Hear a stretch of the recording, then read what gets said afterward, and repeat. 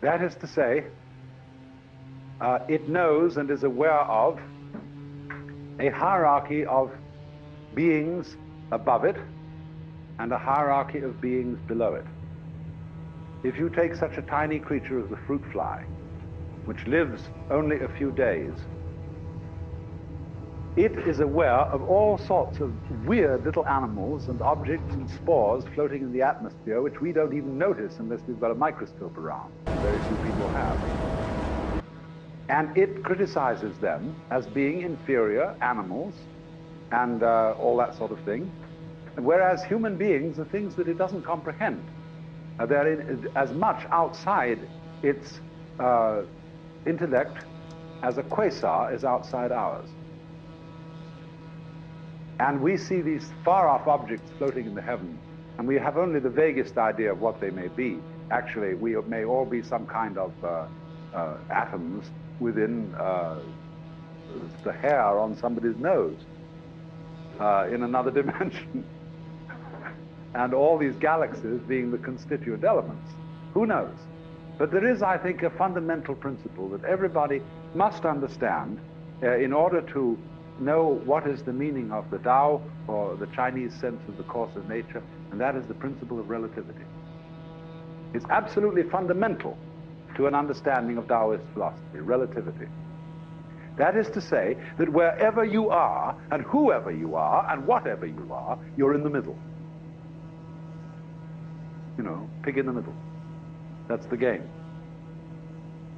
And you see, just in the same way as when you stand, say, on the deck of a ship, and you can see a horizon all around you to exactly the same distance. You're in the center of a circle because your senses extend a certain direction, in all directions, and therefore give you the impression of being in the middle. Now, everything in the world feels like that. And also it has its own kind, which look natural to it. You see, spiders and hydras and sea urchins and so on don't look very natural to us. We say, well, I wouldn't want to look like that. But they say when they see us, well, what kind of an awful thing is that? And what a lot of nonsense it does. You see, if your dog watches you when you're typewriting, your dog looks at you and says, well, these people, human beings, especially cats, dogs have tried to catch on to human beings in a sort of a funny way, but cats look at you and think, you're out of your mind. You're absolutely crazy. What do you sit there all day for, feverishly pecking away at a typewriter, say, or doing something busy like that, when you could sit and curl up and purr? You just, the cat, from the cat's point of view, you don't understand what life's about at all. But all cats and cat company, cats in cat company, they feel that they are people. Because the definition of a person is where you look from. And of course that is the meaning of the very interesting Buddhist idea. You can only become a Buddha, that is to say, you can only become enlightened, liberated, aware of your unity with the universe from the human position. And Buddhism calls itself the middle way, because it is the way for someone in the middle, and that's everyone. So there is, believe it or not, a form of yoga, ways of liberation for worms, for fruit flies, for snails, for spiders, for birds, for everything. And they, you see, in their situation, feel just as cultured as we can possibly feel. And they have their distinctions and their snobberies, just in the same way that we do. Because you see, they dig all sorts of things that we don't even notice. We think a person is cultured because they play the piano or the violin or they read poetry, or they have a lot of big library and they have paintings all around and they have a fancy house and so on, and we say, well, there's a person of culture, and we can see at once that this is really some rather elegant human being. But when you get down into the world of fishes, they have exactly the same thing, only Instead of depending on collecting a lot of books and things like that, it is the precise way, the very subtle wiggles of the tail, the little tremors of vibration that makes one fish a very superior fish as compared with other fish. And all the other fish look at that one and say, oh my, to be like that, what a genius. To be able to do just that little extra thing, see? Because they're very sensitive. Even airplanes in formation can't begin to do what birds and fish can do in their communal swirling dances that they do. Now, let me just interject something here that is rather important. Biological existence is such that you have to kill to live. And vegetarians have no way out, because plants also are forms of life, and to the degree that they are aware, and they are aware to a certain degree, they think they're human. And when you chew up plants, you are making a very painful experience for cabbages and carrots and things like that, and you can't get out of it. And the only possible solution of the dilemma that we are in ethically is that we have to eat in order to live, that being is killing. The only possible solution to this dilemma is to reverence food and to cook it as well as possible and enjoy it to the full. There is no other ethical response that is in any way possible to this situation. And also, you must, as a human being, remember that you aren't the only pebble on the beach, that you belong just as much as the fish and the cows and the apples. You belong to a mutual eating society. And something in the end is going to eat you. Now, human beings are not as a rule eaten by large creatures. We've got rid of them, things like lions and tigers that chew up on human beings. There are not many of them around. We are eaten instead by tiny creatures. And the morticians are a very vicious group of people, because they are trying to deprive all those microorganisms of the proper human food.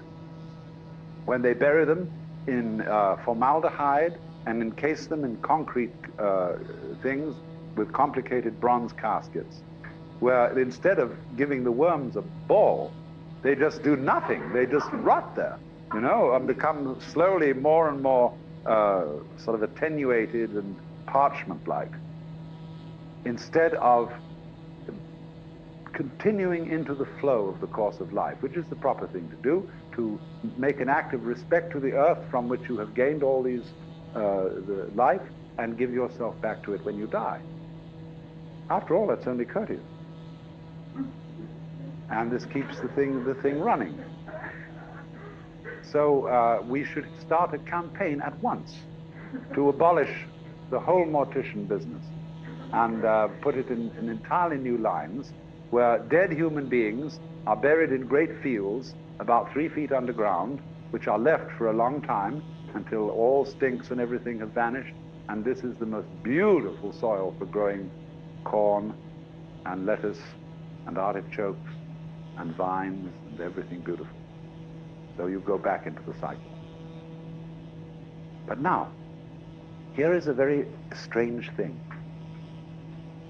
That every creature, therefore, which feels that it is human, and which knows that it's there in the same way as you know you're here, experiences being here as constituting a sort of blockage. Now, practically, there are very few human beings that don't feel this. And I'm sure there are very few creatures that don't feel it in some way too.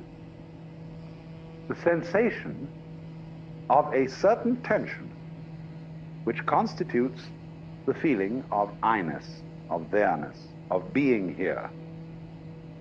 Because after all, every creature is a particular form.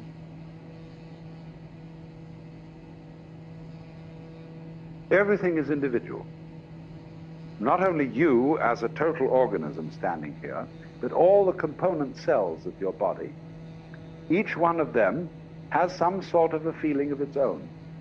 And it is individual. You can look at a microscope at the right level of magnification, and you can see that thing there with its own little life. And if you examine the stream of your blood, you'll find it full of all kinds of organisms that are having all sorts of conspiracies and games and plots and eating each other and doing these things that, like we do. Only we realize that we wouldn't be healthy as a total organism unless there were all these wars and fights and plots and politics going on between the various cells in our blood. But from their point of view, you see, they feel a little bit put out because they're being organized. And we're in the same situation because very slowly the human beings on the surface of the planet are realizing themselves into a total planetary organism with an electronic nervous system. You see, in science fiction, which was published round about the 1920s, it was always expected that future human beings would have enormous heads because they would have very big brains and they would be very wise. It didn't work that way. What happens is that the human race is building a brain outside its body. That is to say, an interlocking electronic network of telephonic, television, radionic communications, which is rapidly being interlocked with computers, so that you will, within a few years, be able to plug your own brain into a computer. You will have a little gadget here behind the ear that is slightly like a hearing aid, and that will be integrated with your brain in such a way that you can plug in right here. That will only be an intermediate stage, because just in the same way as when we thought that all communications by electricity had to go through wires, and then we got rid of the wires and got radio and television, so in exactly the same way we'll eventually get rid of telephones and radio and television, and will communicate by some entirely new method that is at present called ESP. But that will mean that absolutely nobody has a private life anymore. Everybody will read automatically everybody else's thoughts. You won't be able to defend, you will have no defenses. Everybody else will see right through you. And some people will protest and say, well, it's terrible, there's no privacy anymore, that means there's no me. Well, that's what's happened to your own cells and your own neurons. And they objected that sometime in the course of evolution, we're getting our private life taken away, we're being organized into a body. And we're doing the same thing. Only we have got to try and see if we can be clever about it. And that is to say, to do two things at once. To have this tremendous openness to each other, whereby I don't care if you read my book, and you don't care if I read yours. But at the same time, nevertheless, each one of us retains the peculiarity. Almost in the same way as nothing could be more unlike a stomach than a heart. And nothing could be more unlike a kidney than a pituitary gland. And nothing could be more unlike intestines than a rib cage. You see, there's a lot of differentiation inside the body. Despite the fact that it is a completely an organism functioning altogether. So then the problem, though, as I said, is that for each individual, which is outlined, which is a separate thing, or rather, I would, instead of using the word separate, I would like to use the word distinct. Separate, as I use the word, means disjointed, cut off from. Distinct means a feature of something where an absolutely distinguishable pattern is part of a larger pattern of a whole. So something can be distinct without being separate in just the same way as back and front can be very different and yet inseparable. So then,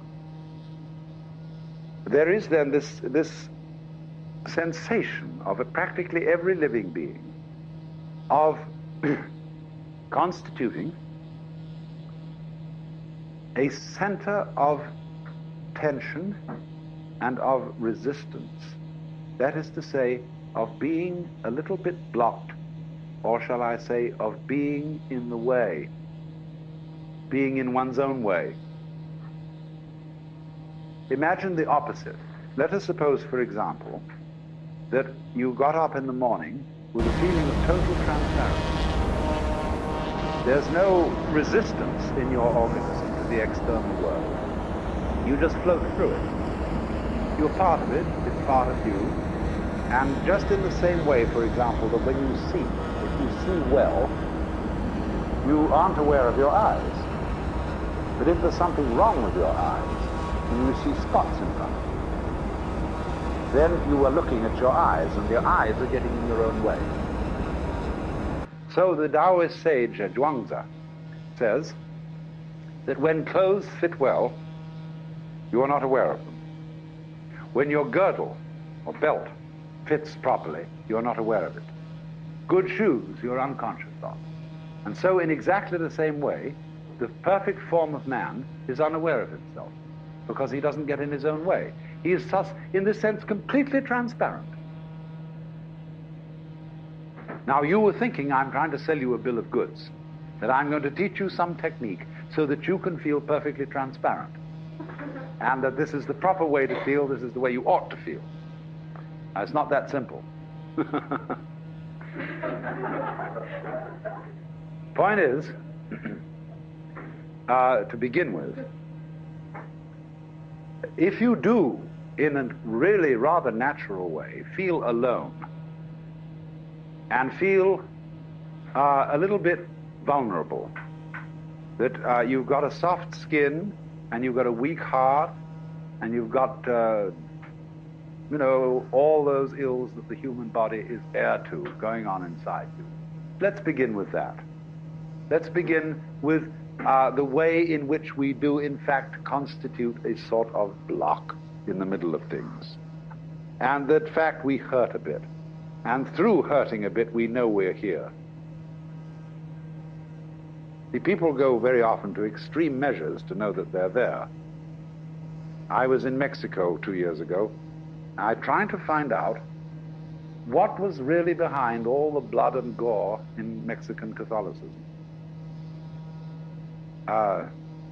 Why they love these pictures of Christ that are sold in the little shops, where he's green and his face is contorted with horror, and blood pouring down, and a crown of thorns with the longest, spikiest thorns you ever saw, all sticking in, and these crucifixes where they have carefully modeled swords on them, and all that kind of thing. And then at Guadalupe, these girls kneeling, walking for a mile right down the avenue to the altar in that thing. What is it all about? Why, the answer is quite simply, if you hurt, you know you're there. And this is part of the whole meaning of penances and all sorts of trials that people go through, and all kinds of adventures, and all sorts of very, very difficult massage experiences and so on, is that as a result of this, it becomes quite apparent that you do truly exist. You are there. You are a kind of an obstacle to the flow of life. And as life impinges upon you, wham! You rebound and you hurt a bit, and so you are there. Now then, although people cultivate this, they say, in general, they rather it would be not that way. We'd like to forget ourselves. And so ever so many people say, well, I want something to lose myself in. I want something to belong to. I want to join a religion where I can sort of feel that I take part. I mean something. Or I go to the movies to forget myself. I read a mystery story to forget myself. I get drunk to forget myself. Because the peculiar quality of the drug called alcohol is that it turns you off. It makes you increasingly insensitive to pain and to being and so on, so that you can get a certain vague sense, a rather misty sense of floating. When Gurdjieff had a boy he was training, he was making him wait table one evening, and he suddenly, before dinner, filled him with an enormous amount of vodka. And the boy went around all evening in a sort of floating state. And Gurdjieff said to him afterwards, now listen, when you can feel like that naturally all the time, you've learned my discipline. But here it is. So as things stand, one ordinarily doesn't feel that way and therefore takes alcohol or something in order to disappear, in order to feel less this sensation of resisting the world. Do you know, if you study your body and its dynamics, you will find that you are fighting all the time. Most people are, some aren't, but most people are fighting the external world all the time. My friend Charlotte Selver often tries an experiment where she makes a person lie down on the floor and says to them, now look, the floor is solid and it will hold you up. You don't have to do anything to stay where you are. Just lie on the floor. And then she looks at the person, or may touch them slightly, and say, do you realize you are making all sorts of efforts to hold yourself together? Because you are basically afraid that if you don't do that, you'll just go bleh, and disappear into a kind of formless goo all over the floor. But you won't. See? Your skin, your bones, your muscle tonus and everything is all there naturally, and it will hold you together. There's nothing to worry about. And all you have to do is lie on the floor. And you don't have to make any special efforts to stay together. But very many people are afraid that they will fall apart or somehow disintegrate if they don't make efforts to hold themselves together, or else that they will be disintegrated by some outside agency if they're not constantly on the alert like this. All around. Now, I'm not a preacher. That's the most important thing to understand about me. I'm not saying you shouldn't do that, but I'm inviting you to become immensely aware of the fact that if you do that at all, that you do it. And that you have, therefore, this sense of being alone, of being a particular separate form that is unlike any other form on earth. That's just you. And concentrate on that. After all, for many people, they define this as their problem. So you ought to be able to feel it without the slightest difficulty. It isn't that I were asking you to feel some transcendental sensation or something of that kind. This is just a very ordinary sense of being you and being alone.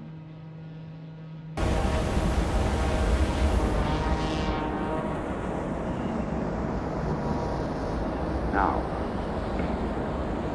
as you focus on that sensation of distinctness, we'll even call this one separateness, because we have been brought up to feel separate. We have been brought up to feel actually disjoined from the external world, although that is pure mythology and doesn't exist at all. You're as much part of the external world as a whirlpool is part of a stream. But we're brought up not to notice that. But if you've been brought up that way and you don't notice that you're as much part of the world as a whirlpool is of a stream, you feel this intense separateness. The thing to do with all feelings that you don't like is to experience them as deeply as possible. And go into the inmost depths of loneliness, and indeed, let us say, the inmost depths of selfishness. Are you selfish? You know, lots of people try to pretend they aren't. And say, well, I try not to be, but I guess I don't succeed all the time. And so Krishnamurti you know, is a very devil, because he always roots it out. He shows all the people who are very good and have the highest ideals and who are doing everything, that they are really doing it for the same sort of motivation as other people are robbing banks. And only they're giving it a name so as to conceal it better. See, that's like culture. Culture is a way of more cleverly concealing the fact that you have to eat. See, like the Queen of Spain, who in the days of the 1860s came on with these enormous skirts and floated into the room, and you know, was sort of coming on like she was an angel. And somebody, when they were first invented, gave her a present of beautiful silk stockings, a dozen pairs, and sent them to the Queen. And Her Majesty's Chamberlain replied to the letter returning the stockings and saying, "Her Majesty the Queen of Spain does not have legs."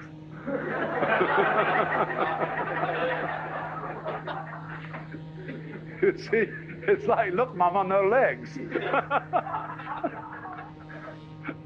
I managed to float along just the same because I'm an angel. So you see, the way in which all kinds of high culture are subtle ways of concealing and pretending that we do without the things that the lower classes, whether of humans or of animals, do. See? We pretend that we don't. It's like you don't go around crudely taking a bull and banging it on the head with a mallet or sticking a knife through it and tearing it apart and eating it. All that's done somewhere off in the stockyard. You know? And it comes to us in the butcher's shop as a completely neutral-looking thing called a steak. The steak has absolutely nothing to do with a cow. The steak is something wrapped up, packaged like that, and they're all down like that. And nobody, when they pick up a steak and test it, thinks, poor cow. It doesn't look like a cow. It doesn't remind you of one in any way. So that's culture. But you see, however much you mask it under lofty ideals, I mean, the most religious people in the world, the greatest saints, are the veriest rascals. I've known lots of them. I must tell you in confidence, I've known a lot of clergymen, and the filthiest stories I have ever heard in my life were told me by clergymen.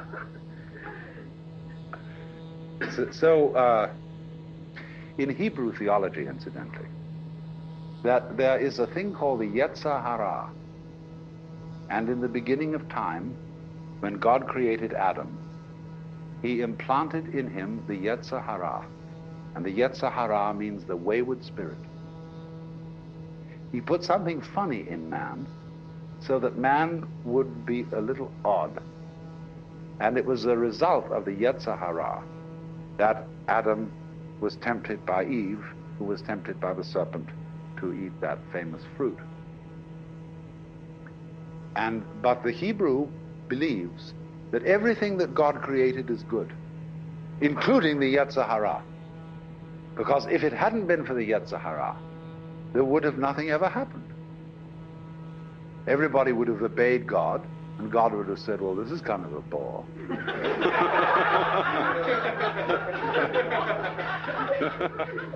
And so, now, but you see, you can't just get up to someone and say, disobey me.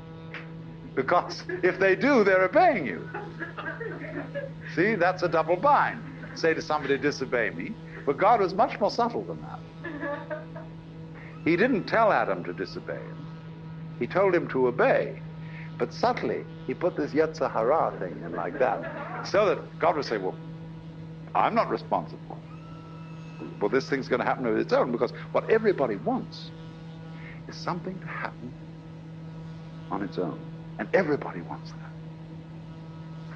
Because you see, the sensation of being you, this curious, lonely center of awkward sensitivity, subject to the most peculiar feelings and pains and anxieties and all that sort of thing. All that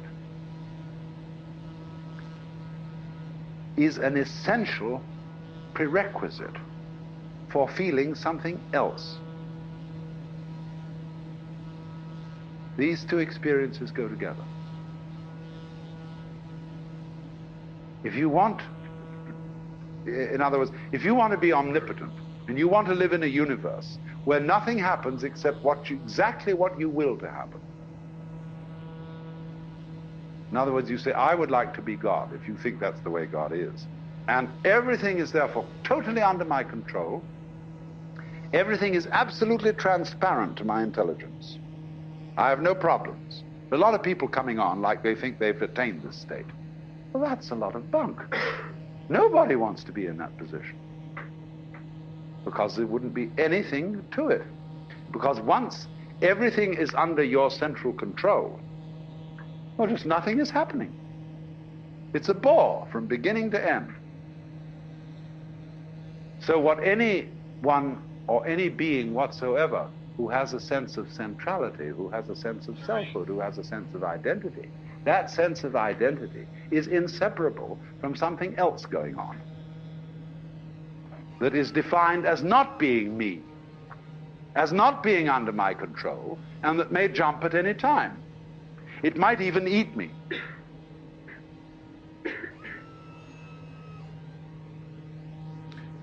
So, what I want you first of all to understand is that these two sensations, one of being the lonely, central, sensitive, vulnerable self, living in the midst of a world that feels other, but is not under your control.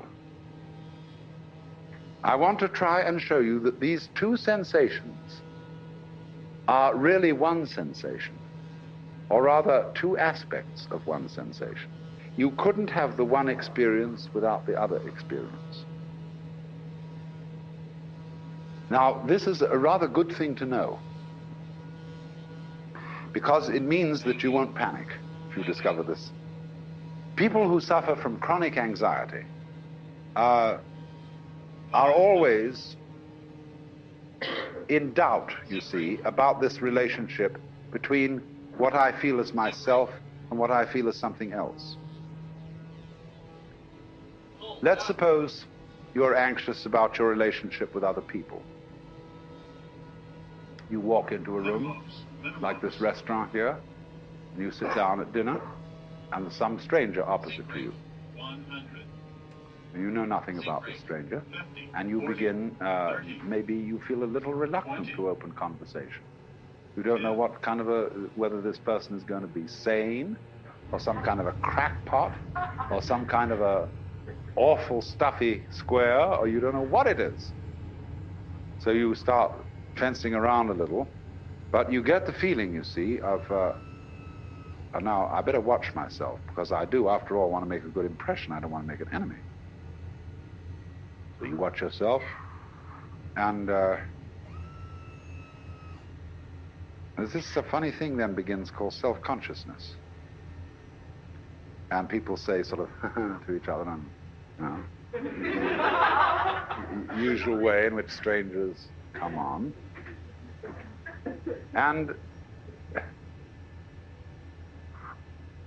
also there is involved in this encounter the secret games that people are playing all the time to defend themselves by putting other people down.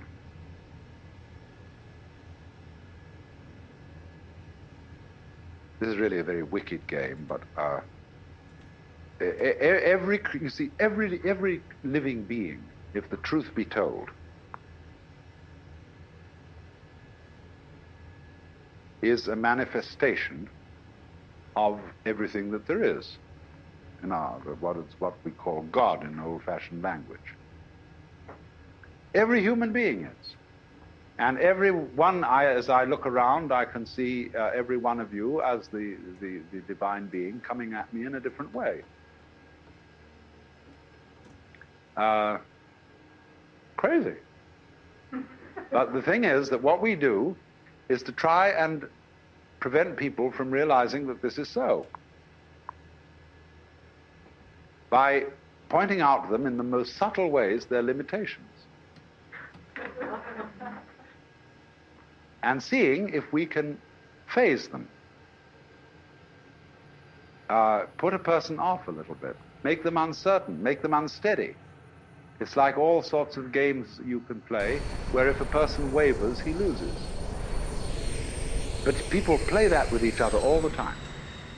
And the reason they do it is not the reason they think. It is that if everybody were perfectly clear that they were a manifestation of the divine being, nothing very much would happen. But so as to keep everybody a little bit unclear about it, the whole thing bugs itself and creates these little doubts. So what we're beginning with is these little doubts, you see, these sensations of blockage, of not being very sure of yourself, but knowing very much indeed that you are yourself and that you're alone and it's all up to you. The terrible feeling of responsibility. So, but what I'm trying to point out to you is if you intensify that feeling and bring it to its highest pitch, you will immediately realize that you are aware of it only by virtue of the entire sensation of something else, something defined as not you. So the feeling of not you and the feeling of you are relative. They go together, and you can't have the one without the other. And if you can't have the one without the other, that means there's a secret conspiracy between the two. They are really the same, but pretending to be different. Because the whole idea is if there wasn't a difference, you wouldn't know anything was happening. I mean, if it was all the same, it's like that song of Bob Dylan's, which says something like, well, I'm just like a guy like you. I'm just like anybody else. No use me talking to you, because you're just like me.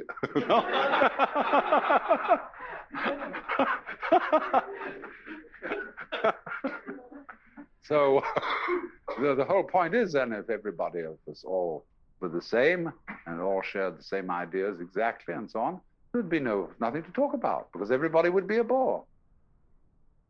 There'd be just yourself echoing back at you, you see, and you'd feel like a madman in a hall of mirrors.